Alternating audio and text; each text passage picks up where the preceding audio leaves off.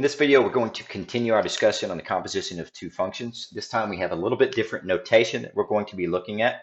Okay, so this is the new notation, FOG. So if you have F with this little O in the middle that's up here with a G, what it actually means is F of G of X. Okay, so the G function is inside the F function, but this is the notation we're looking at. Okay, so on the first problem, it's asking us, we have a Q and a P, and it's asking us to find Q of P of 3 and then P of Q of 3. Okay, so we're going to do it both ways. So what this one means is that you have Q with a P on the inside like this. Okay, and what this one means is that you got P with a Q on the inside with a 3. Okay, so this is what these two things mean. Okay, so let's find, like we did on the previous video, let's find the inside first. So let's find P of 3. P of 3 is equal to negative 2 times 3 minus 2. So I'm plugging in a 3 into the P function. That's negative 6 minus 2. Okay, so P of 3 is equal to negative 8. Okay, now that I have P of 3, I can replace this right here with a negative 8. Okay, so I have Q of negative 8, which I go to the Q function, I plug in a negative 8, so negative 8 squared. So instead of x squared, I put the negative 8 there, and that is positive 64. So Q O P of 3 is equal to 64. Okay, now let's go the other direction. So this time we're first going to do Q of 3. That's what we're finding first.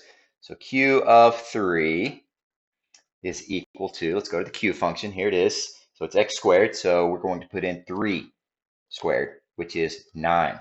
Okay, so Q of 3 equals 9. Sorry, my Q's and 9s look a lot alike. Maybe I'll put a little mark in the Q or whatever. So Q of 3 equals 9. So now we can take that 9 and plug it into the P function. Okay, so we will be finding P of 9 because Q of 3 is equal to 9. So we'll put it here. So P of 9, go to the P function. Here it is. And we plug in a 9. So negative 2 times 9 minus 2. Let's see, that's negative 18 minus 2. So that's equal to negative 20. So P of, or POQ of 3 is equal to negative 20. Okay, let's do one more of those. So we got U and W. Okay, so the first one we're asked to find is UOW of negative 1. So that is U with a W of negative 1 inside of it. And this one is the opposite. It's a W with a U of negative 1 on the inside. Okay, so on the first one, let's figure out what W of negative 1 is. Okay, so that is going to be in the W function. So that is negative 2 times negative 1 plus 4. Let's see, this will be 3 plus 4 equals 7. Okay, so W of negative 1 is equal to 7. So now instead of writing a W of negative 1 in here, I can make it a 7. Okay, so we now have U of 7 that we need to find. Okay, so we go to the U function, plug in a 7, so negative 4 times 7 equals negative 28. Okay, so UOW of X is, or of negative 1. Huh. Yeah, but just pretend I wrote a negative 1 there. Okay, is negative 28. Okay, so the last one, we're asked to find U or W of U of negative 1. So we'll do the inside first. So U of negative 1 is equal to, let's go up to the function, use this one. So negative 4 times negative 1.